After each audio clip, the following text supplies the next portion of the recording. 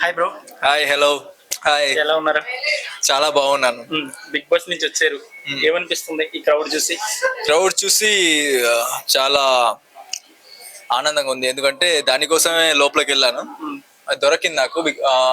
అక్కడ big boss వెళ్ళినప్పుడు Nagarjuna sir అడిగారు, ఏం కావాలి మీకు, ఎందుకు వెళ్తున్నారు అని. సో నేను అటు చెప్పిన, ఆడియన్స్ ప్రేమ, లవ్ కావాలి నాకు. అది దొరికింది. చాలా ఐఎమ్ హ్యాపీ, నో రిగ్రెట్స్. అంటే ఎలిమినేట్ అవుతారు అనుకున్నారా ఇప్పుడు? ఎలిమినేట్ అనుకోలేదు, ఎందుకంటే నేను టాప్ 5 లో ఉంటా అనుకున్నా. బికాస్ గేమ్ పరంగా ఐ వాస్ గుడ్. మేబీ కొంచెం నామినేషన్కి వేరే వాళ్ళు రాకుండా షీల్డ్ వల్ల అక్కడెక్కడ అది స్వాప్ అయింది, బట్ ఇట్స్ ఫైన్. అసలు అంటే నిఖిల్ బాండింగ్, మీ బాండింగ్ చూస్తే నెక్స్ట్ లెవెల్ అనిపించింది నిజంగా. Okay. బయట ఫ్యాన్స్ కూడా అక్కడే కనెక్ట్ అయ్యారు. ఎలా అసలు లోపల ఎలా అనిపించింది? లోపల ఈస్ లైక్ మై బ్రదర్. ఆయనకి ఏమైనా కూడా నేను అక్కడ ఉన్నా. ఏం నిఖిల్ కూడా చెప్పిన, నా సైడ్ నుంచి నీకైతే 100% సపోర్ట్ ఉంటుంది, దేనికి వరి పడకు. కొన్నిసారి నిఖిల్ కొంచెం ఎమోషనల్ లో అయ్యాడు, but I was there for him and he was also there for me. చాలా సార్లు లైక్ నా అగ్రెషన్ కొంచెం కంట్రోల్ చేసుకోవాలి చెప్పాడు. ఇద్దరు ఉన్నాం అక్కడ. So it was nice.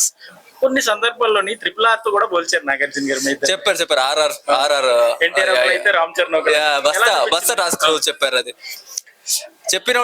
చెప్పినప్పుడు చాలా గర్వంగా ఫీల్ అయింది. యాక్చువల్ వాళ్ళకి ఫీల్, ఆ క్యారెక్టర్స్ కి పోలుస్తున్నారంటే మంచి ఆట ఆడాం మేమని.